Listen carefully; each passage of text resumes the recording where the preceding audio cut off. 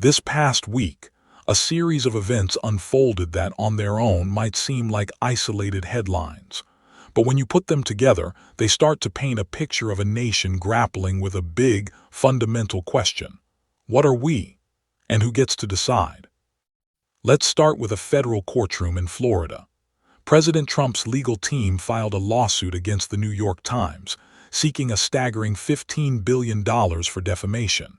Now, lawsuits between powerful people and the media aren't new, but what happened next was a judge, appointed by George H.W. Bush, threw out the complaint with a rare and powerful rebuke. He called it decidedly improper and impermissible, and said the legal document read more like a political rant than a serious legal filing.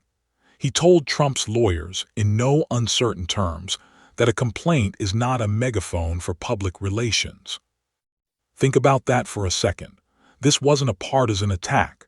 This was a federal judge, a representative of one of our core democratic institutions, the judiciary, saying, "This isn't how we do things here. This isn't how the system works." It was a moment of the rule of law pushing back against what some see as a political power grab. And it's a moment that raises a question for all of us. What happens when the tools of a democracy, like our court system, are used for purposes they were never intended for? That same question came up in a very different context this week, involving late-night TV and free speech. For days, the administration had been putting pressure on ABC to fire comedian Jimmy Kimmel. And well, it worked. Kimmel was out. The backlash was immediate. A new YouGov poll shows most Americans see this kind of pressure as a direct attack on free speech. Even a key ally of the president, Senator Ted Cruz, spoke out against it. And this is where it gets interesting. On his podcast, Cruz celebrated Kimmel's firing, but he had a chilling warning about the administration's methods.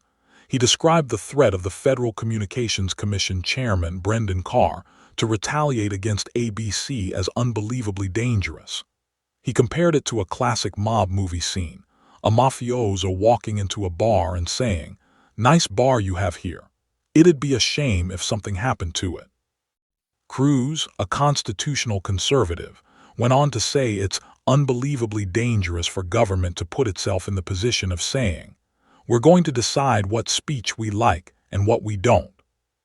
This isn't about who you like or what you think of Jimmy Kimmel. It's about something much bigger. It's about a line in the sand.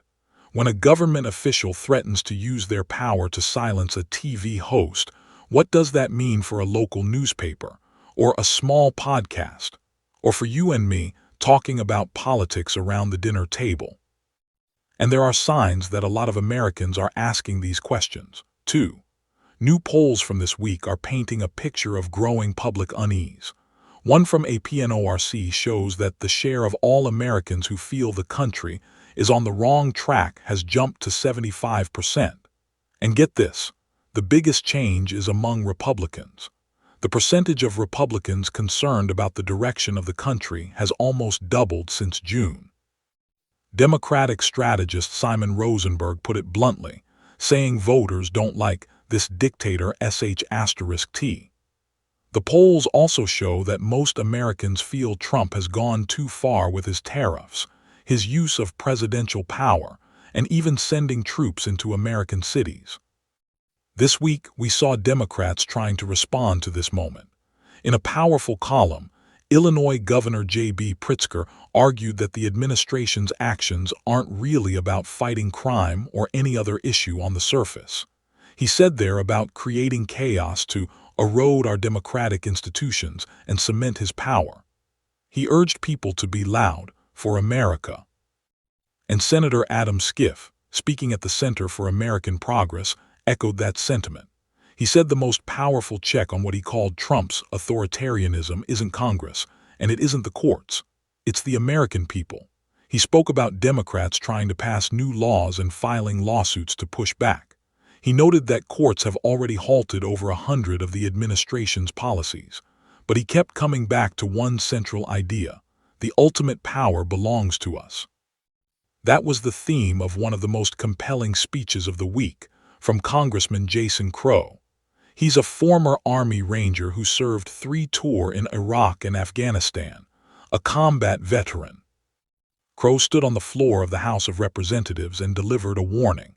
He said that some of our most powerful institutions, major law firms, elite universities, powerful CEOs, even media companies, are failing to defend our democracy. He called them out for what he saw as cowardice and greed.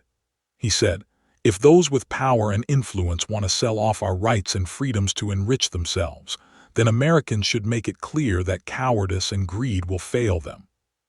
He then listed things like not shopping at certain stores or not watching certain TV stations if they enable a slide to authoritarianism. But then he pivoted to what he called the courage we've seen from everyday citizens. He told stories about a baseball coach standing up to federal agents, a school teacher protesting for health care, and parents protecting students in their neighborhoods. He said, "There is courage everywhere we look. We have not yet lost our power." And he closed with a deeply personal, incredibly moving thought. He spoke about his time as a young paratrooper leading an infantry platoon. He described the diverse group of young men he was responsible for, black, white, Asian, Hispanic, from farms and from cities, rich and poor.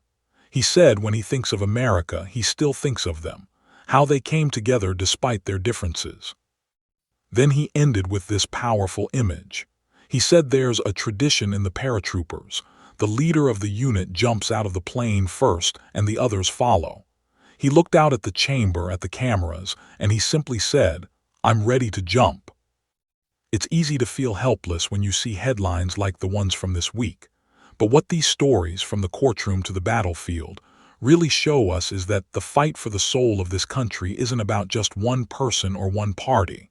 It's about all of us. It's about whether we're ready to do what a good judge, a brave senator, and a combat veteran are telling us we need to do, to stand up and say, "This is not who we are." What do you think about what we discussed today? Do you agree with Senator Cruz that a line has been crossed? Are you seeing the same things in your own life? Let us know in the comments below. And if this video gave you something to think about, please hit that like button and subscribe for more. We'll be here every week trying to make sense of a world that sometimes feels like it's moving a little too fast.